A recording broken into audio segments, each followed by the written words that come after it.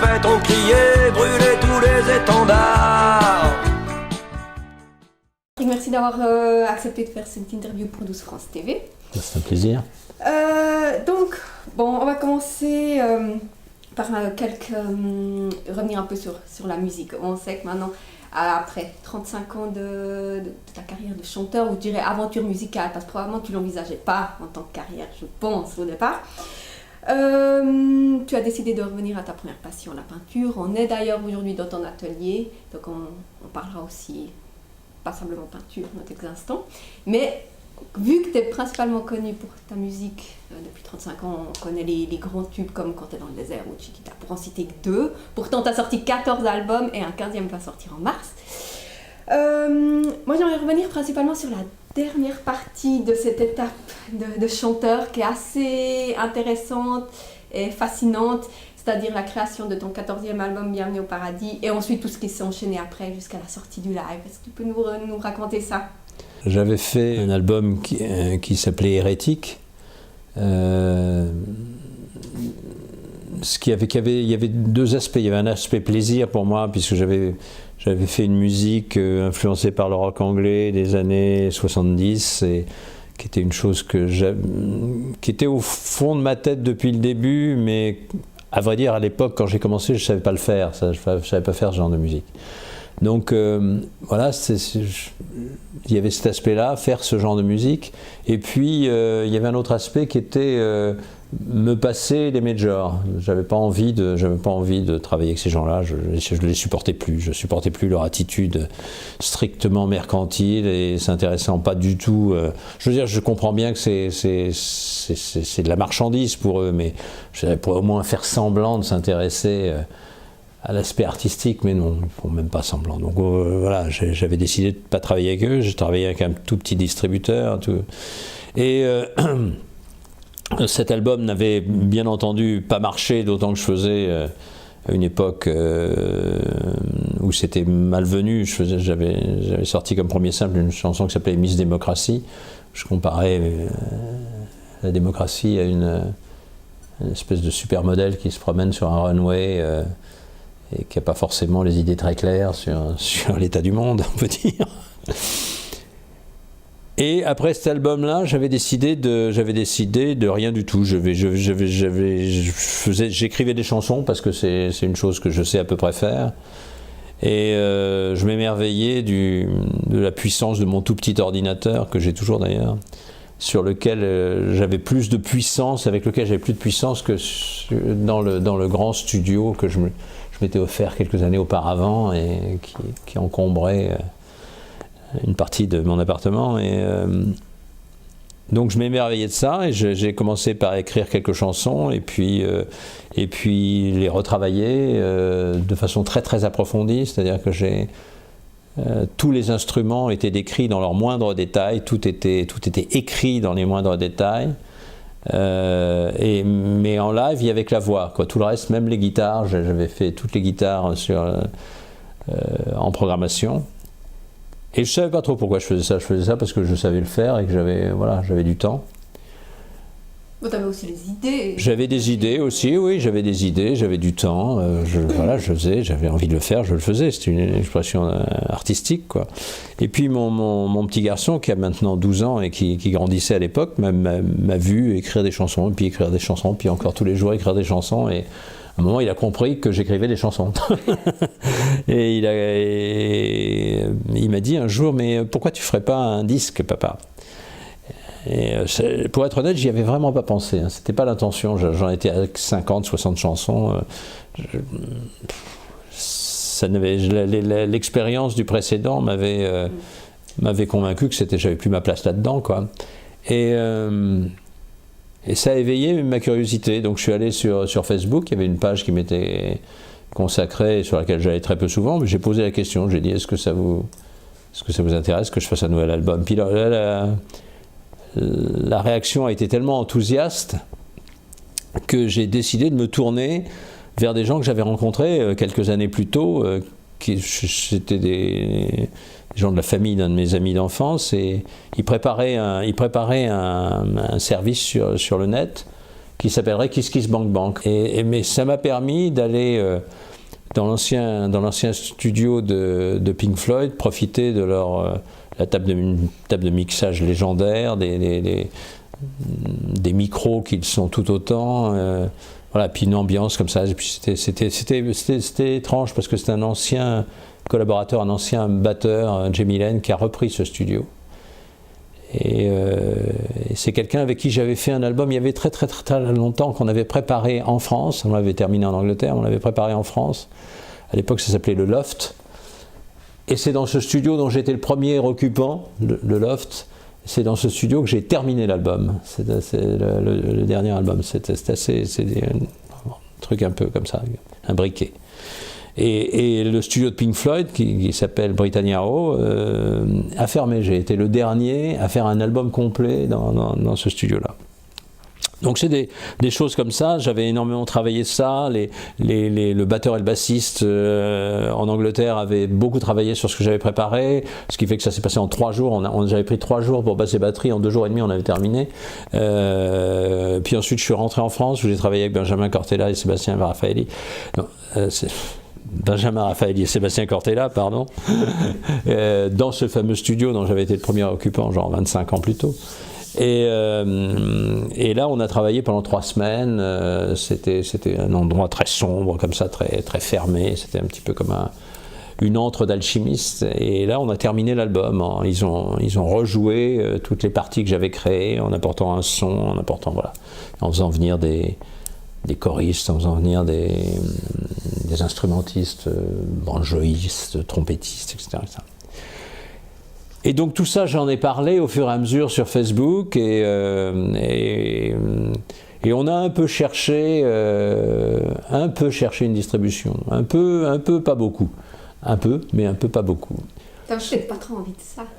En fait, c'était ça, c'est-à-dire que ma manageuse de l'époque était occupée à d'autres choses sans doute, mais je la harcelais pas non plus, quoi. J'étais pas. L'idée de rentrer là-dedans et de me retrouver dans ce contexte où on commence à vous parler de votre tenue à la télé, l'écharpe qu'on portera, est-ce qu'on doit avoir des bagues ou pas, foutez-moi la paix, quoi. En gros, foutez-moi la paix.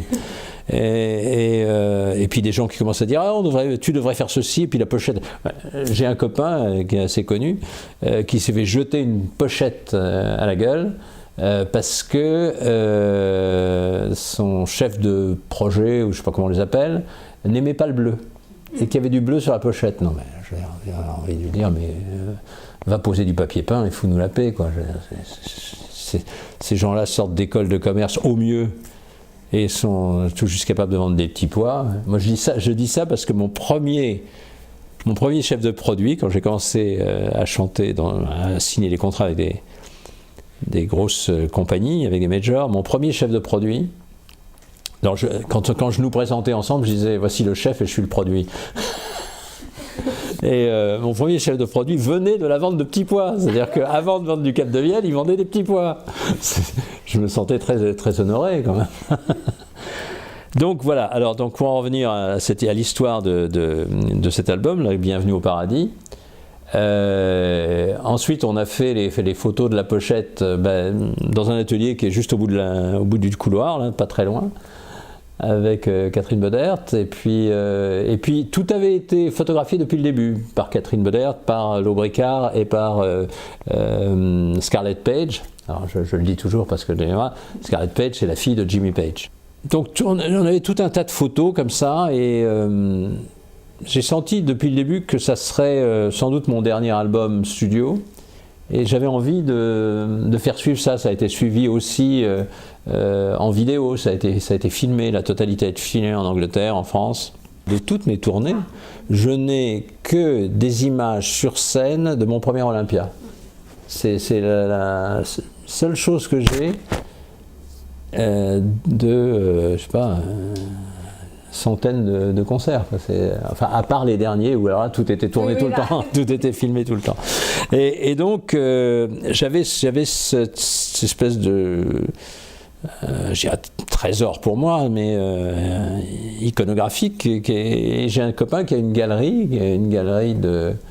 il a aussi un laboratoire de développement de photos, ça s'appelle Négatif Plus, il s'appelle Philippe Lopez, et il a une galerie d'art, et il m'a dit pourquoi tu n'exposerais pas ça? Donc on a fait un vernissage, on a exposé les photos, on a fait écouter l'album, que personne n'entendait parce que tout le monde parlait très fort, et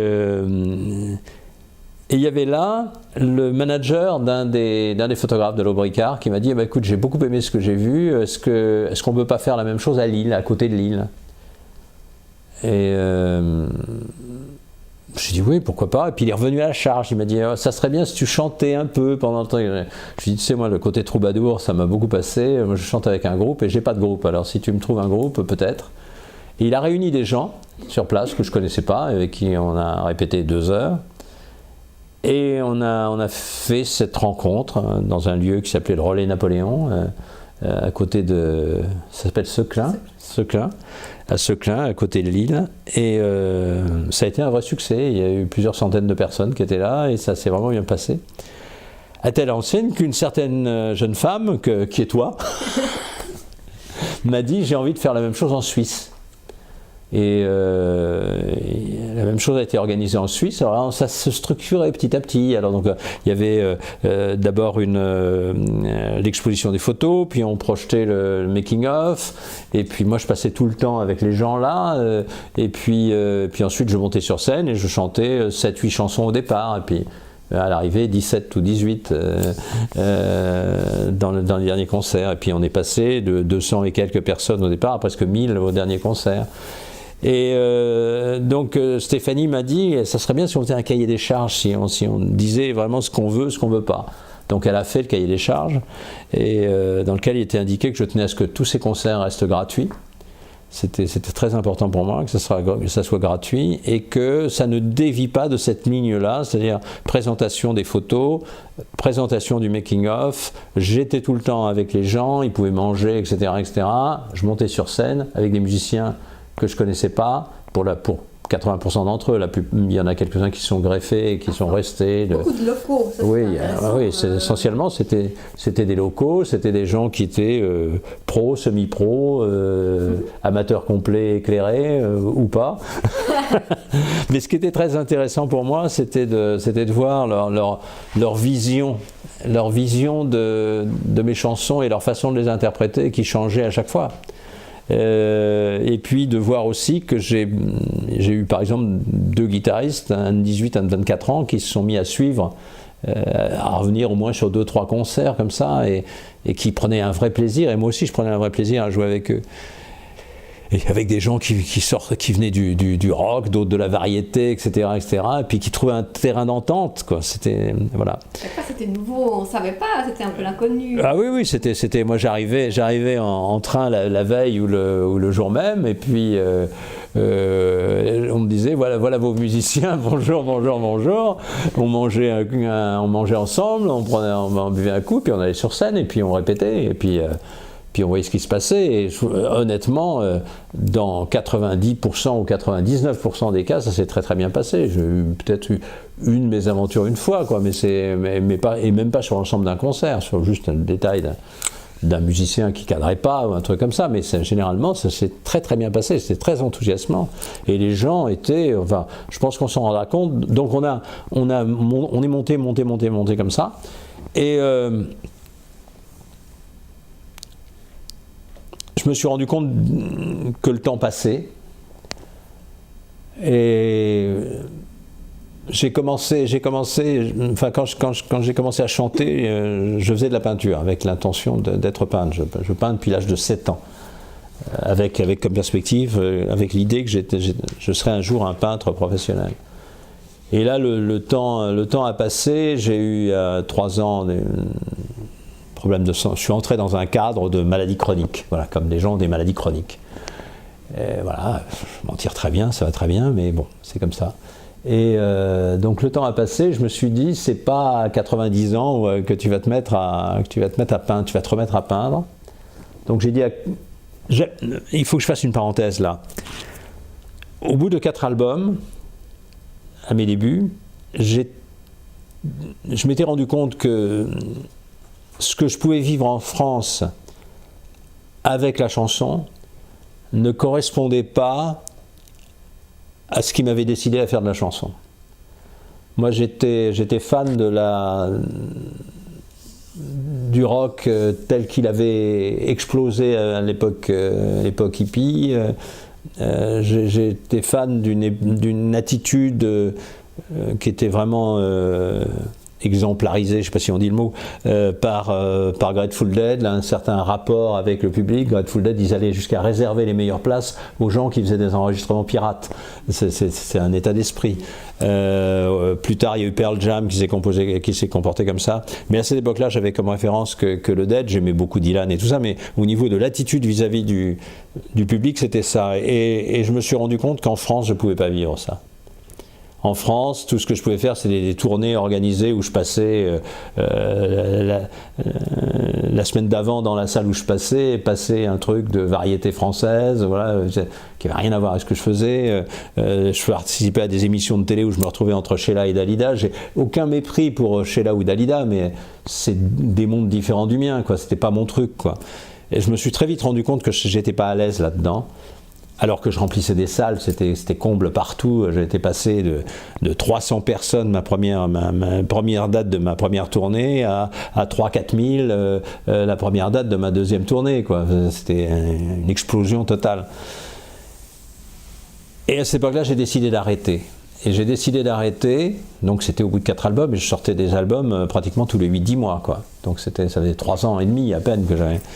Et j'ai décidé d'arrêter et j'ai fait un double live qui était censé être mon truc d'adieu, et ça s'appelait Dernier Appel, ce qui veut bien dire quelque chose, Dernier Appel. Et la facilité de la vie, le rôle qui était difficile à laisser tomber de chanteur adulé, l'insistance des maisons de disques, etc., j'ai continué. J'ai continué, mais sans conviction. Ce qui fait que j'ai fait des albums comme ça. Je ne sais pas qu'ils étaient mieux ou moins bien, ils étaient moins nécessaires. Moins nécessaires pour moi, donc moins nécessaires pour les autres. Et donc ça a été un rendez-vous loupé avec une façon élégante de dire adieu. Je suis revenu à la musique parce que quelqu'un a été assez intelligent chez Virgin un jour pour me demander enfin avec quel producteur j'avais envie de travailler. J'avais envie de travailler avec Barry Beckett, qui était une légende, un des créateurs de la soul music à Muscle Shoals. Et j'ai travaillé avec lui à Memphis, à Nouvelle-Orléans et à Nashville. Et ça m'a redonné le goût, et j'ai fait là les 3 albums. J'ai fait Vertigo avec lui, et puis j'ai fait l'album dont je parlais tout à l'heure, Hérétique, et le dernier, Bienvenue au paradis. Et cette idée du rendez-vous loupé, je me suis dit, je ne vais pas louper 2 fois le même rendez-vous, même si c'est qu'une réplique d'un tremblement de terre considérable qui a eu lieu il y a 25 ans, c'est quand même un truc qui est dans une courbe ascendante. Et ça serait bien de terminer sur on m'annonçait que le concert de Chambéry serait un gros concert, qui aurait presque 1000 personnes, on pensait. Et j'ai annoncé à Stéphanie que voilà, tous les concerts pour lesquels je n'avais pas encore pris d'engagement, on ne les ferait pas. On s'arrêterait à Chambéry.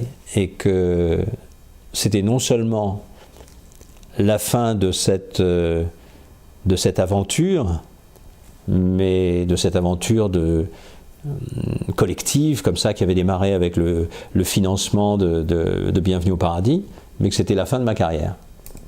Que j'arrêtais et que je me remettais à peindre. Alors évidemment, il y a eu des sanglots longs. Oui. Surtout, la première fois que tu l'as annoncé, c'est dans la presse en fait. Enfin, moi je le savais depuis longtemps, mais ouais. Quand les autres femmes l'ont su, c'était via la presse, et puis ils avaient pris la grande phrase, j'arrête ma carrière. Ouais. Et je me suis senti, le jour où j'ai fait comme certains font un coming out sexuel, moi j'ai fait un coming out professionnel, je peux dire, ou artistique. Et je me suis senti complètement libéré.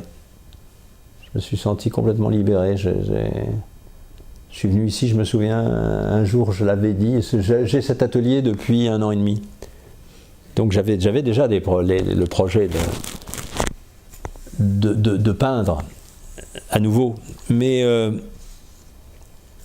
j'ai une de mes amies, une amie très proche, qui a été l'épouse du président de maison de disques à qui je dois le début de ma carrière, qui s'appelait Alain Lévy. Elle s'appelle Michel Abraham, elle avait l'émission de rock sur Europe, et elle faisait des trucs exceptionnels. Elle fait, par exemple, ma première tournée, elle m'interviewait tous les jours. Avant de monter sur scène, j'avais une interview où je racontais le concert de la veille.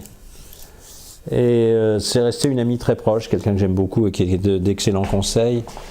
Et elle m'a dit, Jean-Patrick, tu peux pas être un chanteur qui peint. Ça, c'est pas bien. Elle m'a dit, tu peux être un peintre qui a chanté, mais tu peux pas être un chanteur qui peint. Et elle est revenue là-dessus plusieurs fois. On déjeune souvent ensemble dans un lieu que tu connais bien, la Closerie des Lilas.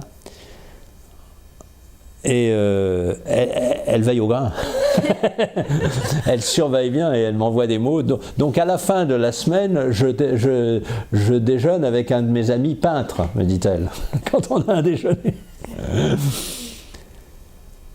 Et c'est vrai que pour des tas de raisons, même si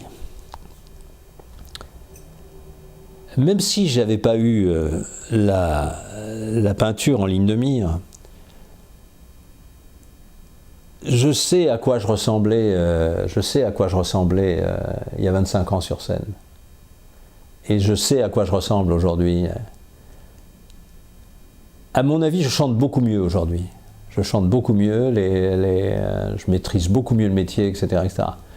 Mais je prends aucun plaisir à me voir sur scène. Je prends beaucoup de plaisir à être sur scène, mais je prends aucun plaisir à me revoir sur scène. Le public, oui, par contre. Le public, oui. Mais moi, je me trouve un air de notable que je déteste. C'est comme si je dominais trop mon sujet. Tu connais trop. Oui, peut-être. Je connais trop mon sujet. Alors qu'au départ, tu y allais comme ce qui s'est passé. Oui. Au départ, je sautais du piano et je me cassais la gueule en arrivant, et puis je me relevais. C'était n'importe quoi au départ. C'était n'importe quoi, mais avec une telle énergie, une telle. Tout neuf aussi. Oui, c'était. Mais voilà, j'ai pas envie d'être un vieux chanteur. J'ai pas envie de ça. Alors qu'être un vieux peintre, ça me gêne pas. Voilà, ça me gêne pas du tout. Et finalement, ouais, pour la peinture, tu as toujours suivi, depuis le départ, tu faisais ça quand tu étais enfant déjà. Oui. Après, ça t'a suivi quand même tout. Tu arrivais à peindre un peu entre deux avec. Oui, alors, je veux dire, tous les enfants peignent. Mais moi, non, mais c'est surtout, j'avais quand même quelqu'un qui me guidait.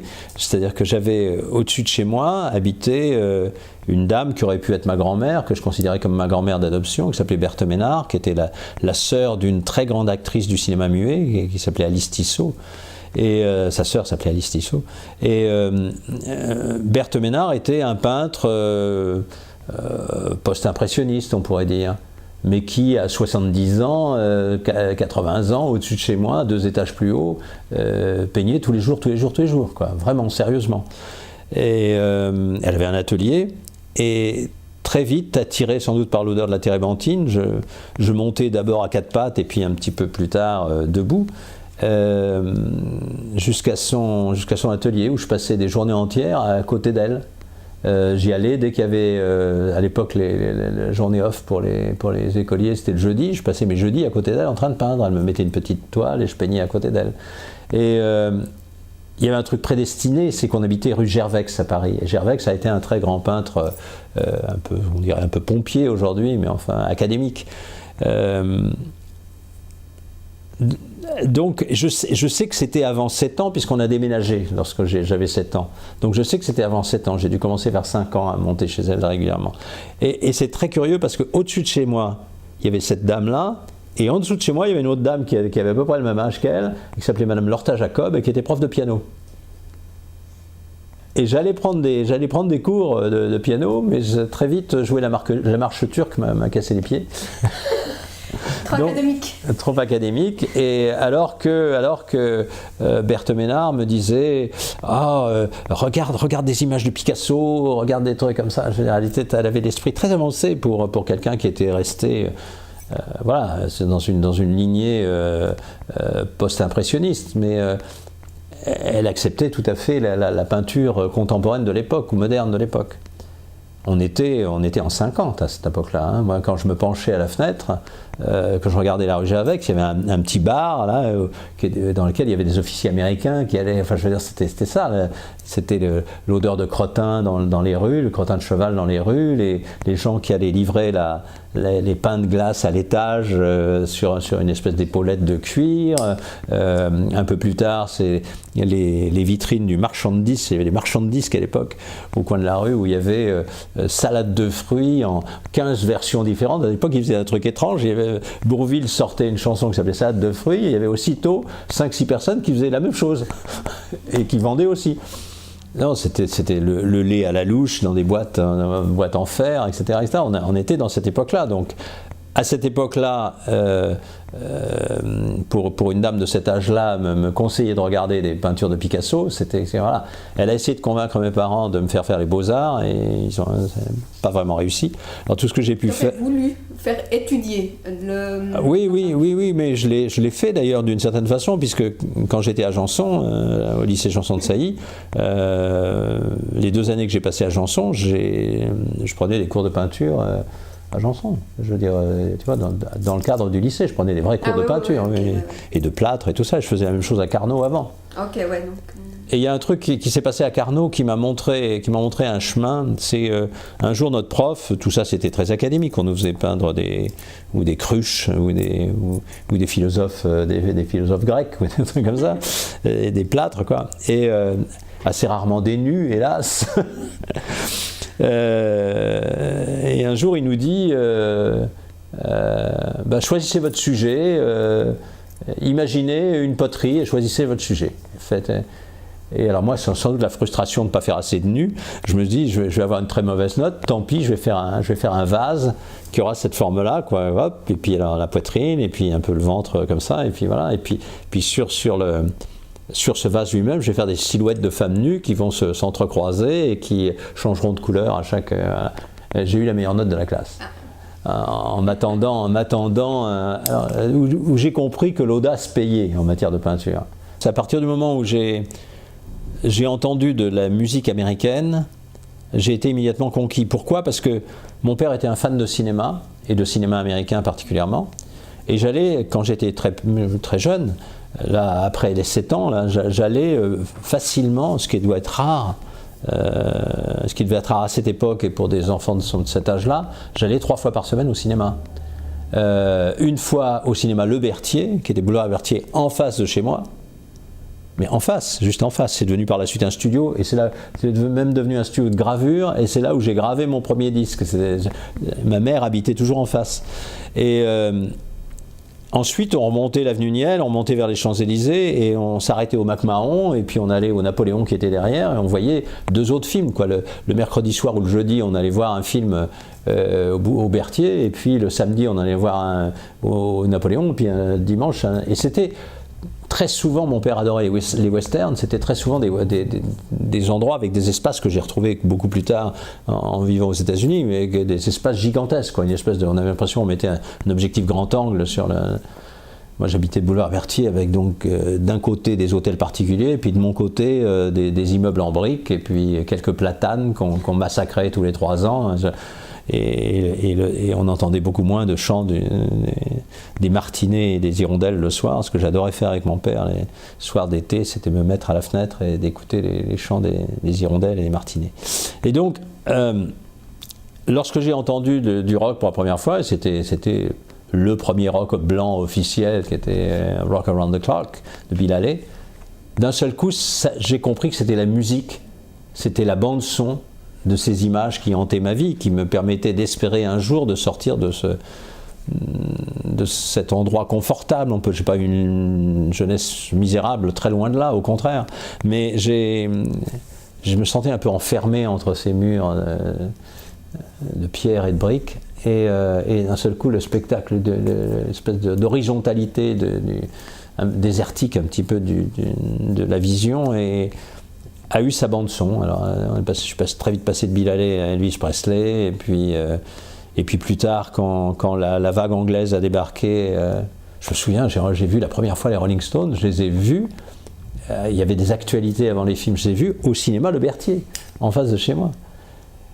Et là, je me suis dit que vraiment, il y avait que ça qui comptait, mais sans compter vraiment me projeter là-dedans. Mais que cette vie-là, c'était bon. Je me suis mis à étudier l'anglais de façon sérieuse, alors que j'étais plutôt moyen en anglais. Je suis devenu le premier de ma classe parce que ça m'intéressait, parce que je voulais savoir de quoi il parlait, etc., etc. Et à ce moment-là, tu n'as pas pensé plus t'aimais la peinture. Et finalement, la peinture, c'est international, quelque chose comme ça. Tu t'es pas dit, je pourrais du coup peut-être allier les deux, peindre. Non, moi je suis incapable de mettre mon énergie sur 40 projets à la fois. Il y a des tas d'artistes, de plasticiens que j'admire pour leur énergie, parce qu'ils réussissent à avoir une production incroyable. Moi, sur un tableau comme celui-ci, je passe des semaines et même des mois, parce que j'aime bien... Quand j'ai étudié le cinéma à USC, à Los Angeles, on nous disait écrire, c'est réécrire. C'est ce que quand aux États-Unis quand aux États-Unis un scénario est préempté comme ça, et est acheté même, quand un scénario est acheté, le signe que la maison de production ou distribution qui l'a acheté s'y intéresse vraiment, c'est qu'elle le fait réécrire.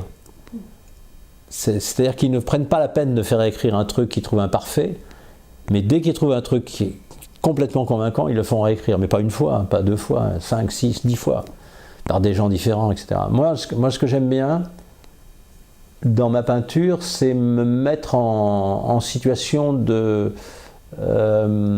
déséquilibre. C'est-à-dire que je colle les choses sur les toiles avant même de commencer à peindre. Je prends des options comme ça, complètement dénuées de sens, quoi, qui sont destinées à me contraindre à réagir. Et j'en parlais avec un de mes amis que tu connais d'ailleurs, qui vit à Cathedral City, à côté de Palm Springs, qui est un Français qui vit là-bas et qui est peintre, qui s'appelle Robert Tallard, qui a été très important dans les débuts de ma carrière de chanteur d'ailleurs, parce que il a volé un magnétophone chez son frère. Son frère était le producteur de Michel Sardou, etc.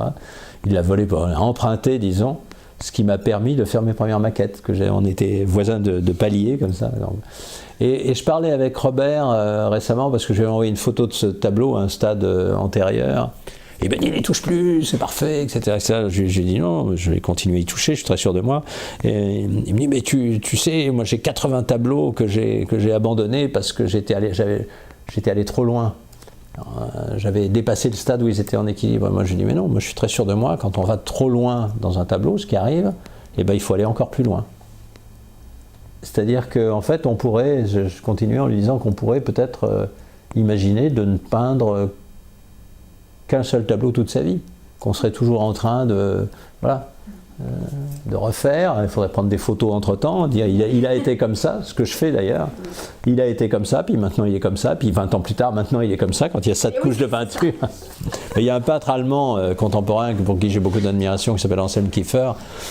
Anselm Kiefer, il peint des tableaux, je pensais à lui tout à l'heure, je pensais à l'énergie, il peint des tableaux absolument gigantesques, c'est lui qui a inauguré la série des expositions Monumenta au Grand Palais. Il a construit des tours, il a construit des bunkers à l'intérieur, tout ça en ruine, etc. Il construit des répliques d'avions grandeur nature mais en plomb.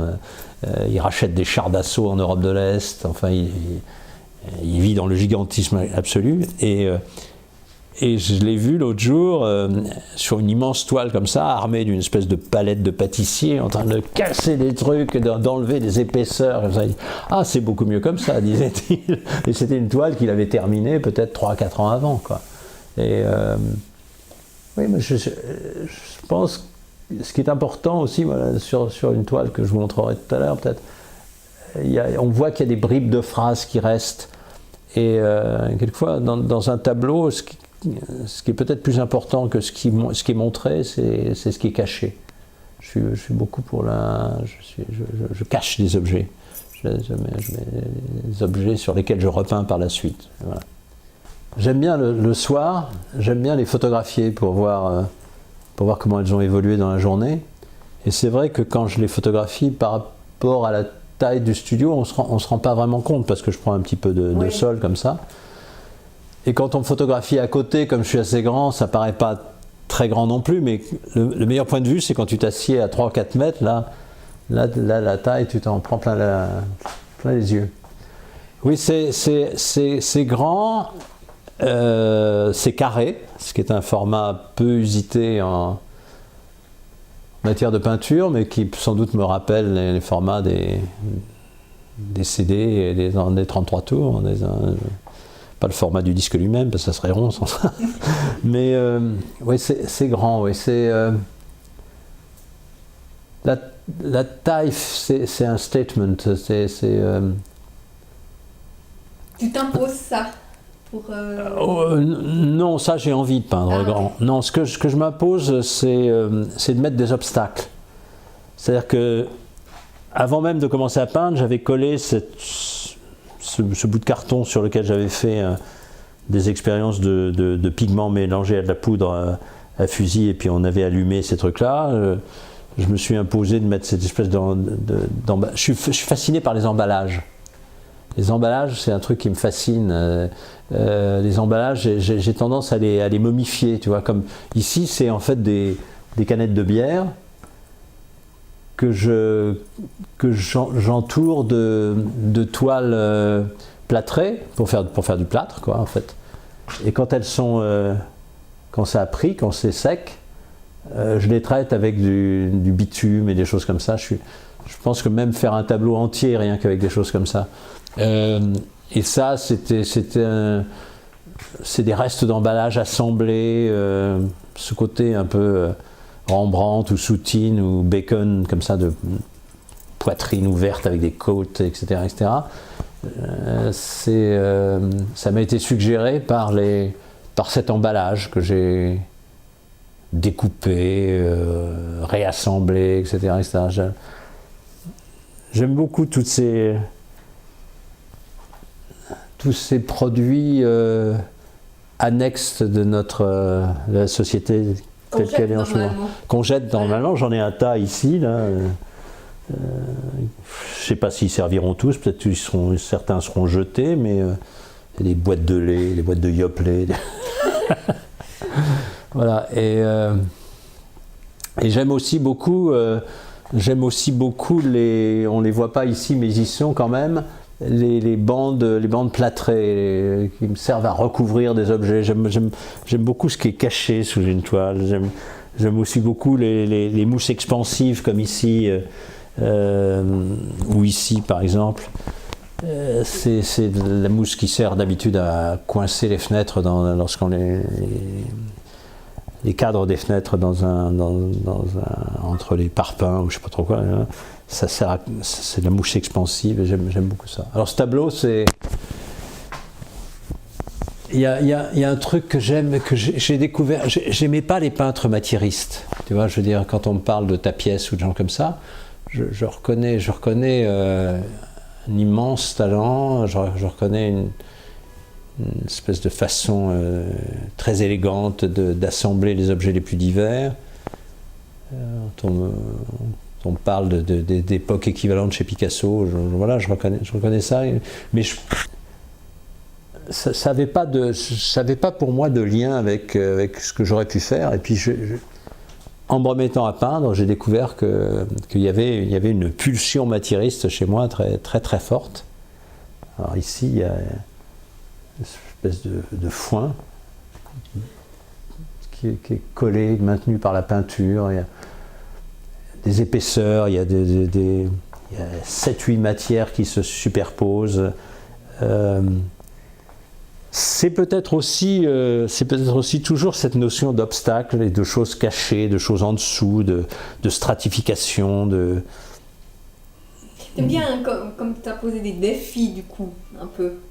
Oui, c'est vrai qu'il y a la notion de défi, parce qu'au départ, ce tableau, il y a quand même un thème, au départ. Ça, le thème, c'est quelque chose c'est clair et net dans ta tête. Oui, ce tableau s'appelle la naissance des saisons, et il y a des raisons à ça. Il y a des raisons, ça raconte l'histoire d'Hadès, dieu des enfers, et l'enlèvement de Perséphone, etc., etc.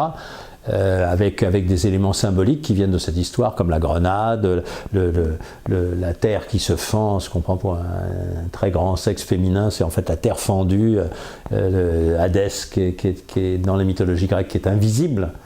Là, il est noyé dans le ciel. Il aura bientôt faisant partie de sa couronne, il aura ce scorpion qui rappelle sa fourche à deux dents, parce que c'est un des éléments de la mythologie, des attributs mythologiques d'Hadès, c'est la fourche à deux dents. Donc il y a tous ces éléments que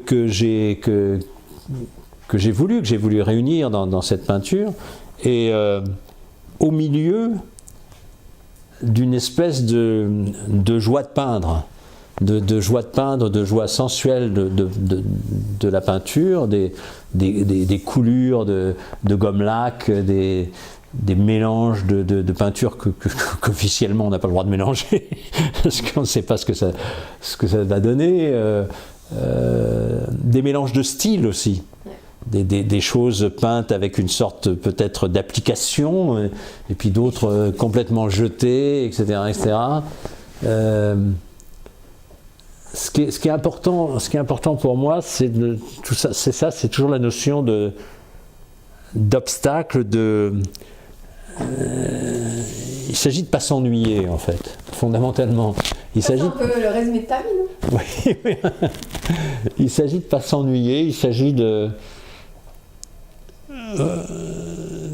se surprendre et de trouver des solutions, et puis quand les solutions sont trouvées, de trouver d'autres problèmes. Et voilà, c'est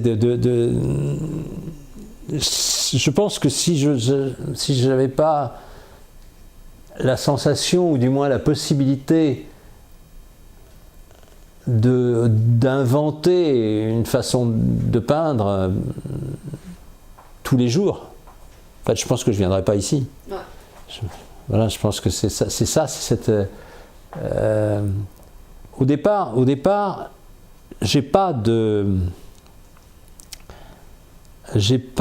d'éducation picturale officielle, machin, comme on peut en avoir lorsqu'on a vraiment fait les beaux-arts, etc. C'est toujours par bribes chez moi. C'est quelques années de peinture dans un lycée. C'est ce que j'ai appris avec Berthe Ménard quand j'étais tout petit. Voilà, mais il y a pas. J'ai pas fait 5 ans. J'ai pas fait 5 ans d'études aux Beaux-Arts où tu fais du fusain, et d'une certaine façon, j'en suis content. Ouais. Parce que je ne sais pas, je me connais. Je ne sais pas si j'avais cette maîtrise, c'est une grande maîtrise du dessin, de la peinture, des choses comme ça.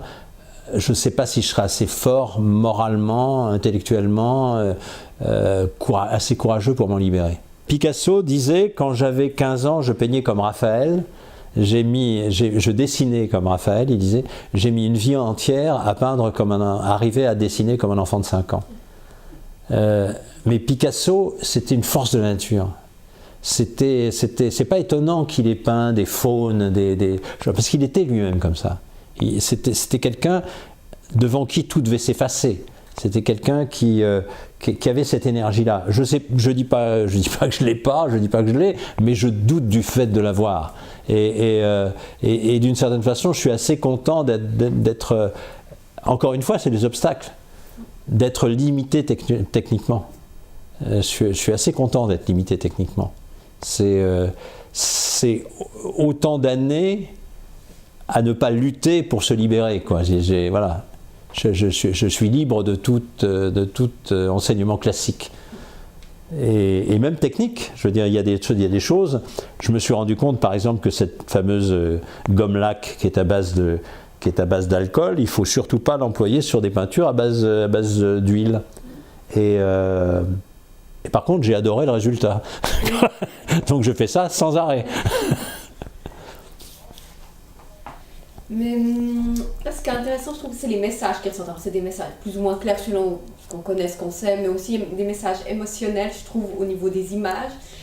Et on voit de ta part, alors c'est voulu, pas voulu, je sais pas, il y a une sorte comme d'engagement, je dirais, dans ton travail artistique. Ça, c'est un truc, tu considères que c'est important qu'il y ait quand même, oui, un engagement. Il y a un engagement dans le dialogue. Une peinture, pour moi, c'est un dialogue à plusieurs niveaux. C'est un dialogue avec l'histoire de l'art, avec ce que chacun de nous sait de l'histoire de l'art. Il y a des gens qui sont très très compétents, d'autres moins, mais on a tous une vision sur ce qu'est l'art. Donc une peinture, c'est une sorte de dialogue avec l'histoire de l'art. C'est un dialogue c'est aussi un dialogue avec la peinture contemporaine. C'est un dialogue avec les autres peintres de notre temps, enfin de ce qu'on en connaît. Il y a des gens aussi là qui se connaissent tout le monde, et puis d'autres qui ont quelques bribes. Et puis c'est un dialogue avec les spectateurs. Et puis c'est un dialogue avec notre propre histoire. Alors, est-ce que c'est ce que tu appelles un engagement? Oui, c'est engagé dans la mesure où it takes no prisoner, comme disent les anglo-saxons. Ça prend pas de prisonnier, quoi. C'est une peinture, c'est presque ça, et où allez vous faire foutre, quoi. C'est un peu ça. C'est pas une peinture qui essaie d'être belle ou jolie. C'est une peinture dans laquelle je dois arriver, au travers de ces différents dialogues dont j'ai parlé tout à l'heure, à un état de satisfaction, c'est-à-dire ou de baisse du niveau d'insatisfaction. Voilà, et je peins jusqu'au moment où j'ai le sentiment que voilà, l'insatisfaction a disparu et je peux passer à un autre. Je peux passer à un autre, ouais, voilà ça. Je fais quelques croquis tout petits, je fais ça sur des post-it exprès pour que ça n'ait pas de valeur marchande. C'est vrai, hein, je le fais en tout petit. Et voilà, j'en ai fait peut-être 5 ou 6 pour arriver à ça. Mais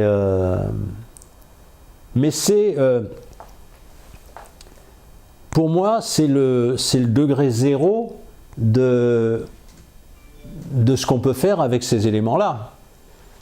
Avec je veux dire, dans l'histoire de Perséphone, il y a une grenade qui est importante. Dans l'histoire d'Hadès, il y a un char qui est important. Il fend la terre, il est invisible. Voilà. Donc on fend la terre, il est le dieu des morts, on met des morts, etc. Je veux dire, c'est pas très recherché. Bah quand même. Non, mais il n'y a pas je veux dire, j'aurais pu me poser la question pendant 15 jours, 3 semaines, me dire, voyons, Hadès, je le mets là, je le mets là, je le mets là. Non, instinctivement, je l'ai mis là. Instinctif, qu'il faut voilà. garder, je pense. Oui. Oh, bah, je me pose pas de question de l'enlever, de toute façon. Je veux dire, c'est... le travail est ailleurs. C'est-à-dire, c'est comme des... C'est des repères pour cette histoire qui est importante pour moi puisque j'y consacre donc presque 2 mois à faire cette peinture. Donc, c'est donc qu'elle a une importance pour moi.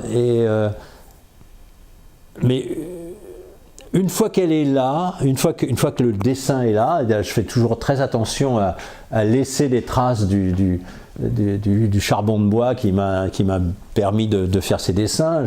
J'aime beaucoup aussi laisser apparaître la toile derrière. Une toile de jute assez épaisse, etc. J'aime bien ça. je finalise certains endroits, d'autres je les laisse tels que le dessin me les a dictés. Une fois que tout ça est là, c'est comme un vaste problème à résoudre ensuite. Le fait de juxtaposer des styles et juxtaposer des types de couleurs et de choses comme ça, c'est des choses qui ne me gênent pas du tout. Par exemple, j'ai quelques copains peintres ici qui ont été choqués par cette alizarin crimson, je ne sais pas comment ça s'appelle en français, c'est de la alizarin, je ne sais pas quoi, ces couleurs-là qu'on ne retrouve pas dans le reste de la peinture. Justement, ce qui fait... Ouais, le fait d'obéir à ce genre de convention, ça fait pas partie de mes préoccupations. Pour moi, Basquiat est un peintre extrêmement important. Moi, je le mets au niveau de Picasso. Hein. Je veux dire, peut-être pas sur la durée, forcément, il n'a pas vécu assez longtemps, il aurait peut-être évolué, etc. Picasso, ce qui est de magnifique, c'est qu'il nous offre 8 styles complètement maîtrisés, absolument géniaux. Un de mes tableaux préférés, de Picasso, c'est un des tableaux du début de sa carrière, quand il est passé de la période bleue à la période rose. C'est Le petit garçon à la pipe, c'est un chef-d'œuvre absolu, quoi. Mais il en a fait avant, il en a fait après. Voilà. Basquiat, il n'a pas eu le temps. On ne sait pas ce qu'il aurait donné par la suite, mais il y avait une espèce de surgissement comme ça de façon de régler des problèmes devant lesquels d'autres graffeurs ou d'autres peintres piétinaient. Et lui, il exprimait ça avec une virtuosité, une spontanéité, une liberté extraordinaire. Et ce qu'il y a de marrant, c'est que quand il raconte sa vocation, il dit que sa vocation est née un jour où sa mère l'a emmené voir Guernica.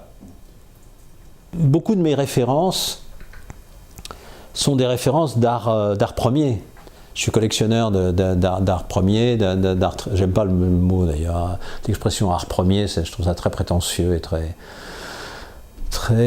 comme ça, je pense bien, je suis un bourgeois mais je vis sur la rive gauche, quoi. ça me plaît pas du tout. Moi, je préfère dire art tribaux.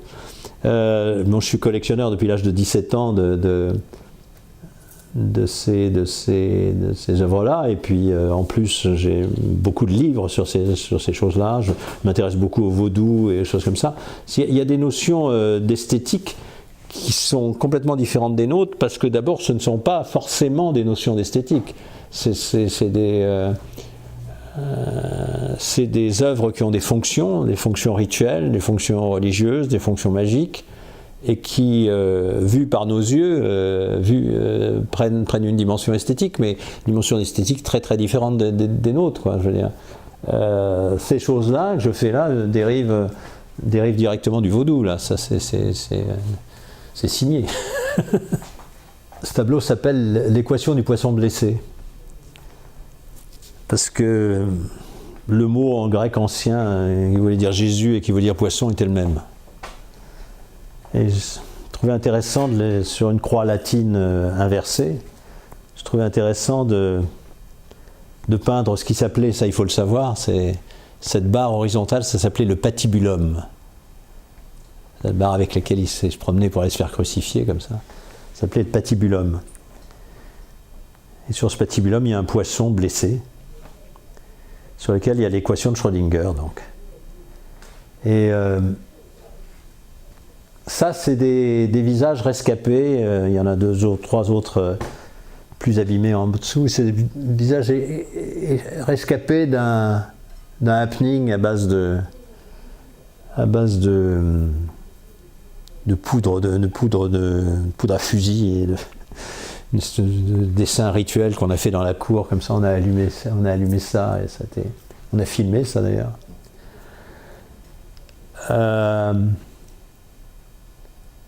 C'est un essai de réflexion sur la résurrection, en fait. Il y a des sectes chrétiennes aux États-Unis qui croient au quantum Jesus, c'est-à-dire au Jésus quantique, et qui pense que la résurrection du Christ serait en fait un phénomène quantique. Alors, je ne prends pas position dessus, mais l'idée me plaît, quoi, l'idée m'amuse. Voilà, et dire que c'est un phénomène quantique, c'est presque dire c'est un phénomène magique. Et ça, c'est des têtes de Kalao, qui sont des animaux très sacrés à Bornéo et dans toute cette zone culturelle. Dans tous tes tableaux, il y a des liens, enfin, ouais, à la religion, à la spiritualité, ou comme ça. Mais même avant dans tes chansons, je pense, dans tes textes de chansons. Pourquoi ces thèmes plus particulièrement que d'autres? J'aime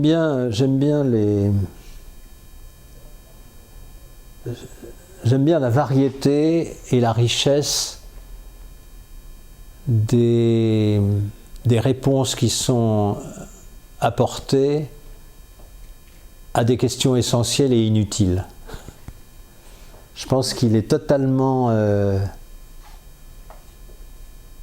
inutile de se poser des questions sur la raison de l'existence de la vie, la raison de l'existence de l'humanité, l'existence ou non d'un Dieu créateur, etc. Je pense que c'est inutile, je pense que c'est complètement en dehors des capacités de compréhension d'un esprit humain. Je ne vois pas pourquoi, au milieu de cet univers qu'on pressent comme étant de dimension terrifiante, je ne vois pas pourquoi une espèce de petite moisissure née sur un caillou isolé qui serait l'humanité serait capable de comprendre ça. Alors je pose que c'est des questions capitales et inutiles à se poser, et ce qui m'intéressait énormément, c'est les réponses qui ont été apportées à ça. L'ensemble des réponses, la variété des réponses, les points communs. Scientifiques, religieux, philosophiques. Voilà, Ouais. ça me passionne. Ça, finalement, tu peux plus l'exprimer par la peinture que tu pouvais le faire par la musique. Ouais, j'ai essayé, j'ai abordé un petit peu ces trucs-là par la musique, mais déjà qu'on me disait parfois que ce que j'écrivais était incompréhensible. Là, au moins, on voit, et puis voilà. ce qu'il veut comprendre. Là, il y a une référence claire, et puis il y a dans la peinture... Quand on écoute de la musique, on peut toujours se dire « Ah, mais j'aimerais revenir 3 secondes en arrière !» Parce que qu'est-ce qu'il a dit là, ou qu'est-ce qui a été joué là? Là, tant qu'on reste devant, c'est toujours là, quoi. C'est un truc que j'aime bien d'ailleurs. Il y a beaucoup de plasticiens aujourd'hui qui souffrent de ça, qui essaient de dépasser ça. Le fait que côté immobile de la peinture ou de la sculpture, côté, voilà, c'est comme ça, c'est ça. Moi, ça ne me gêne pas du tout. Au contraire, c'est ce qui me plaît. J'adore les façades des maisons des hommes dans le Pacifique, dans les espèces de trucs comme ça, de tableaux qui est présent devant toi, comme ça. Voilà, c'est comme ça. Est-ce que c'est quelque chose d'important? C'est pour toi, parce que ces tableaux, tu vas dire les chansons un peu pareilles, mais je pense plus quand même les tableaux, c'est quelque chose qui va rester tout le temps.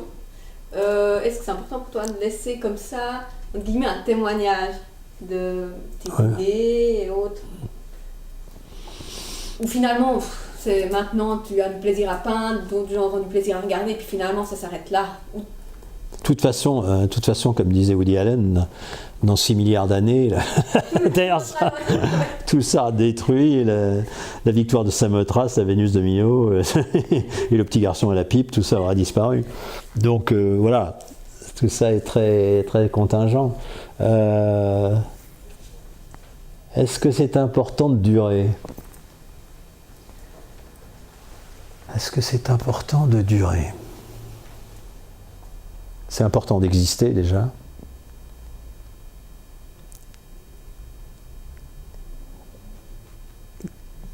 Je veux dire, comme moi, on croit qu'il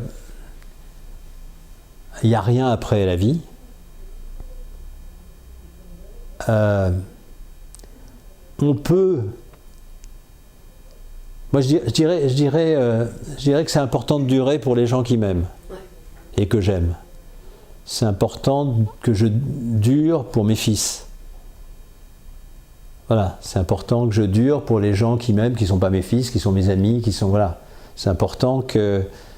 Je suis sûr que si jamais un de ces tableaux avait un destin qui l'amenait un jour à faire partie d'une grande collection, à faire partie d'un musée, ils pourraient aller le voir. Voilà, ça serait important pour eux, donc c'est important pour moi. Ouais. Mais pour moi directement, non. Pour moi directement, non. Je veux dire que ça serait absurde de penser ça, puisque de toute façon, je ne serais pas là pour le voir. Oui. Je ne serais pas là pour le voir. Je suis sûr que je suis absolument convaincu qu'il n'y a rien après, quoi. Donc, il n'y a aucun moyen de regarder, c'est d'être là au-dessus, en train de regarder ce qui continue à se passer sur Terre après qu'on soit disparu. J'y crois pas. Donc voilà, j'aimerais bien y croire, mais j'arrive pas à y croire. Je n'observe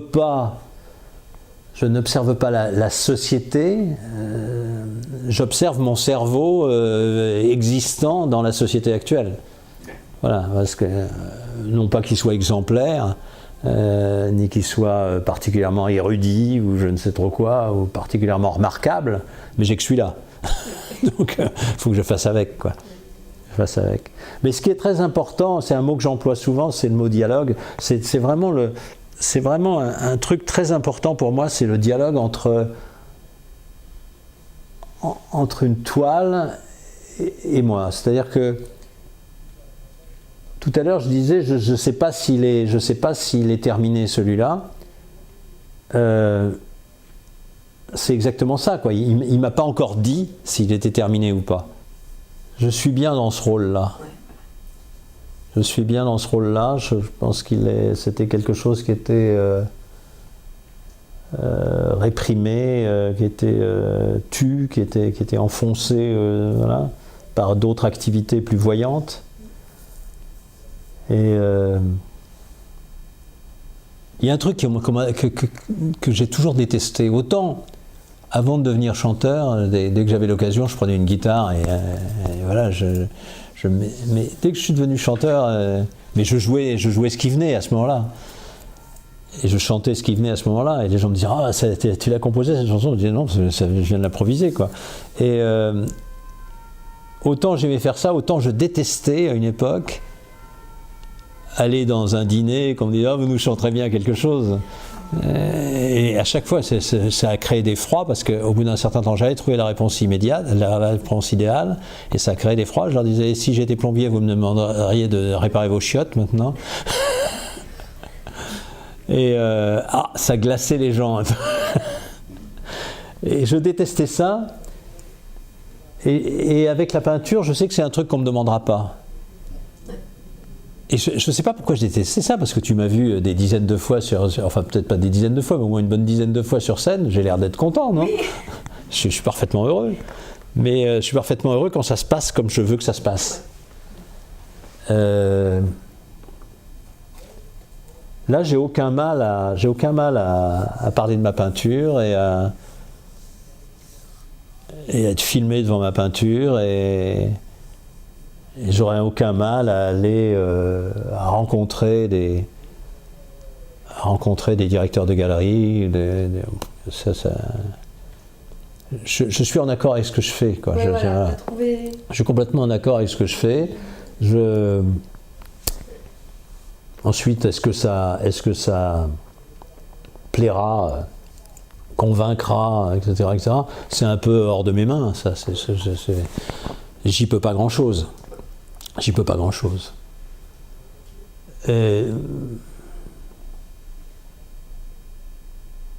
C'est pas des refus qui me feront douter. S'il y a des refus, ils me feront pas douter.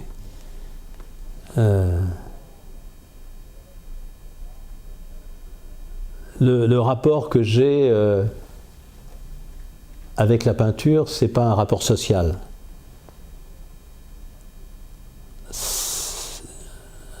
Être peintre, c'est pas une place dans la société. Pour moi, c'est une place dans ma tête. C'est un rôle que j'assume complètement, et c'est pas un rôle fait pour être clamé sur tous les toits, c'est pas, ça sert pas à ça. Je crois que c'est une pulsion, le fait de mettre des formes et des couleurs sur une surface, ou mettre des gris-gris sur cette surface, ou des choses comme ça. Ça remonte à l'art pariétal, c'était un des premiers réflexes de l'être humain, aller au fond des grottes, comme là on se retrouve au fond d'une grotte d'une certaine façon, et pour aller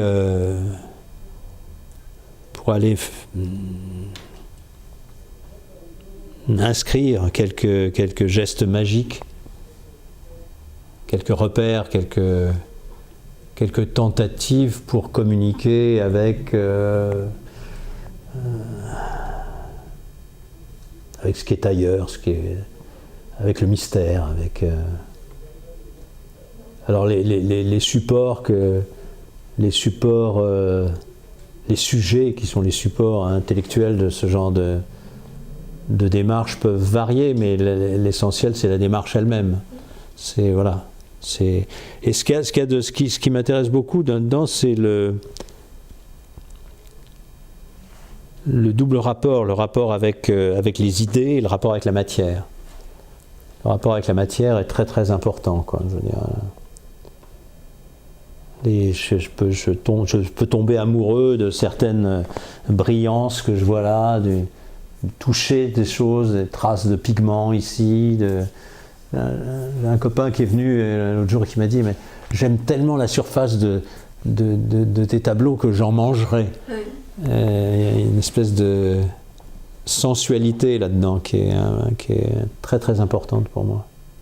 Est-ce que je suis un peintre qui a interrompu pendant 37 ans son activité de peintre pour chanter? Je pourrais dire ça, oui. Je pourrais dire ça, mais ça pourrait m'amener à regretter d'avoir chanté, à ce que je veux pas faire.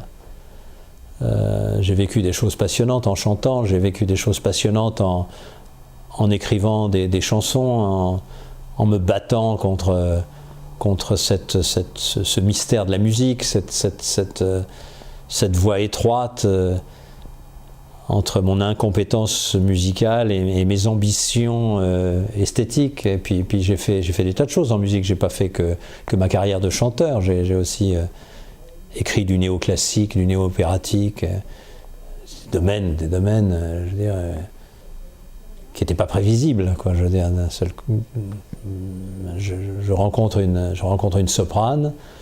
Elle voudrait chanter, elle ne sait pas quoi. Elle voudrait chanter de la variété. Moi, je me souviens que j'avais eu le projet d'un opéra. J'avais encore quelques traces des musiques de ce truc-là. Je les adapte à elle et boum, on en vend 2,5 millions.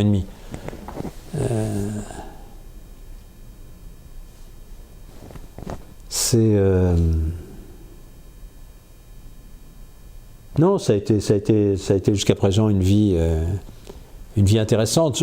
Ce que je regrette, encore une fois, je l'ai dit tout à l'heure, si je dois regretter encore une fois, c'est de ne pas m'être remis à la peinture plus rapidement. Daddy, where's my teddy bear? Papa, où est mon ours en peluche? Je pense que dans les moments de grande souffrance et quand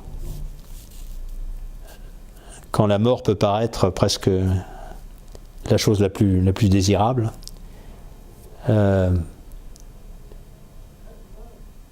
les mourants peuvent peut-être trouver un refuge dans le fait de retourner en enfance, un moment au cours duquel ils aimaient inconditionnellement et on les aimait inconditionnellement. Et je pense que j'aurais pas trouvé grotesque que le Christ sur la croix, au lieu de dire Père, pourquoi m'as-tu abandonné, lui dise mais où est passé mon ours en peluche, quoi. Pour moi, c'est la même chose. Voilà, pourquoi on peut pas faire un câlin? Pourquoi juste maintenant on pourrait pas faire un câlin? C'est ça. Ça s'appelle Blood Circus, le cirque de sang. Et c'est une toile qui a beaucoup évolué. C'est une crucifixion au départ. Là, je me suis amusé à dessiner mes mains dans un style un petit peu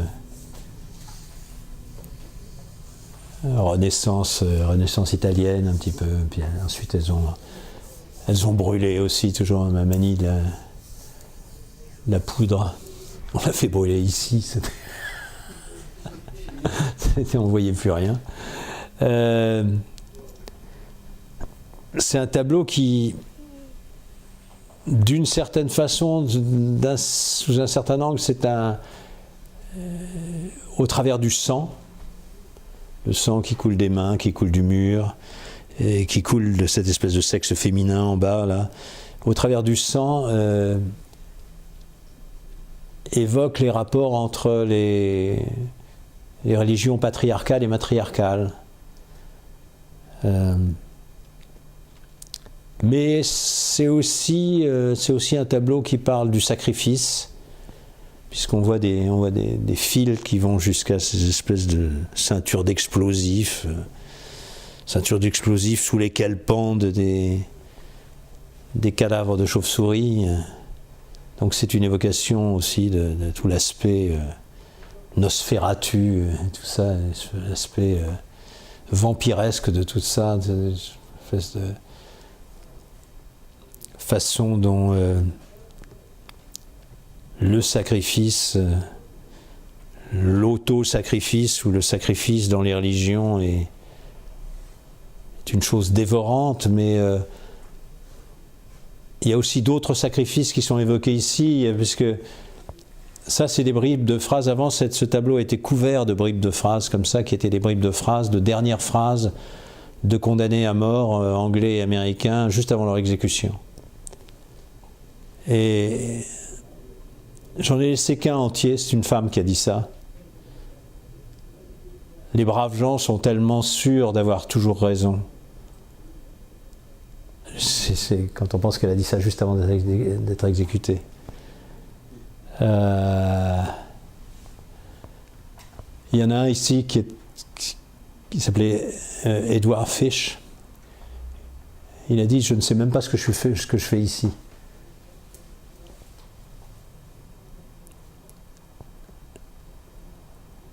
Et il y en a un autre qui a dit « It's been a good one », on voit juste « a good one ». Ça a été un bon moment, oui. Lui, il a dit « Kiss my ass », on voit que « Kiss my ». J'ai toujours été bouleversé par la peine de mort. C'est peut-être à cause de ça que que le personnage du Christ m'intéresse. J'ai toujours été bouleversé par ça. Il me semble que ce serait une des raisons pour lesquelles je pourrais descendre dans la rue si jamais la peine de mort était rétablie. Je ne veux pas faire partie d'une société qui décide de couper un homme ou une femme en deux au petit matin. Je ne veux pas faire partie de ça.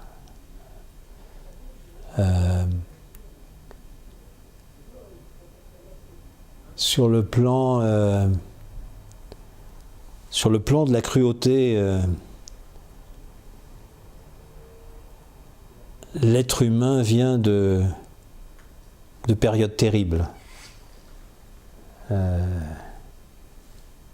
Au Moyen-Âge et même à la Renaissance, et même plus tard d'ailleurs, ce que des êtres humains ont été capables d'infliger à d'autres êtres humains, peut-être pour exorciser leur peur de la mort, est absolument abominable.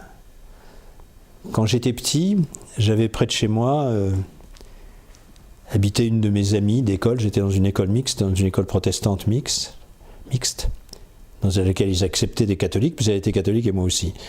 J'avais une amie qui s'appelait Christine et qui était élevée par ses grands-parents, et son grand-père, qui descendait de la famille de Surcouf, avait été fonctionnaire des douanes anglaises à la frontière entre la Chine et le Tibet au tournant du siècle. Et il avait bien connu Alexandra David-Néel, et il avait chez lui des bouquins d'Alexandra David-Néel dédicacés, je les ai vus, et ça a été mon premier éveil au bouddhisme, auquel je me suis converti beaucoup plus tard. Et il avait aussi un livre absolument terrible, que j'ai oublié et j'ai redécouvert. Il avait deux choses absolument terribles. Il figurait sur un double jeu de bridge. Un des jeux, on le voyait avec des fonctionnaires qui avaient l'air d'être orientaux, passer en revue une série d'hommes agenouillés, comme ça. Et puis sur l'autre jeu, il était toujours en train de passer en revue, mais ces hommes étaient maintenant allongés et leur tête avait été coupée.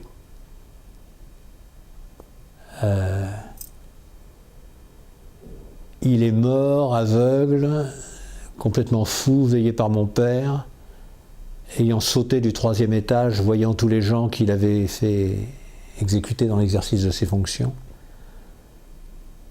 Il était tombé sur l'herbe, au 3e étage, il ne s'était pas tué. Il en remontait et il a agonisé en voyant des gens venir se venger, etc. Et donc, c'est chez lui que j'ai vu ce livre, qui était une réunion de photos prises par des militaires français avant que le supplice des 1000 couteaux soit interdit en Chine. Donc il y a 3 exécutions. Et je devais avoir 10-12 ans quand j'ai vu ça. 3 exécutions que Mme Mao voulait rétablir, le supplice des 1000 couteaux. C'est-à-dire qu'on découpe un homme vivant. Et ces images-là ont fasciné Bataille, par exemple. Parce qu'il y a des images d'un type qui a l'air en pleine extase pendant qu'on est en train de lui couper le bras, quoi. Et depuis, je l'ai compris, mais beaucoup plus tard. Je l'ai oublié, ce bouquin. Je l'avais vu, je l'avais oublié, etc., etc. Et puis je suis retombé sur ces images, sur le net. Et je me suis rendu compte que mon obsession, le nombre de cauchemars que je fais qui sont liés à la torture et ma répulsion vis-à-vis de ça vient de cette époque-là.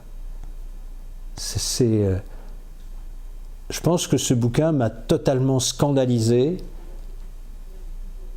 à tel point que je l'ai gommé. Je n'ai plus voulu savoir que je l'avais vu. Jusqu'au jour où, il y a une dizaine d'années peut-être, je suis retombé sur des images du supplice des 1000 couteaux et j'en ai reconnu. Il y en a que j'ai reconnu. Je me suis dit, j'ai déjà vu ces images-là.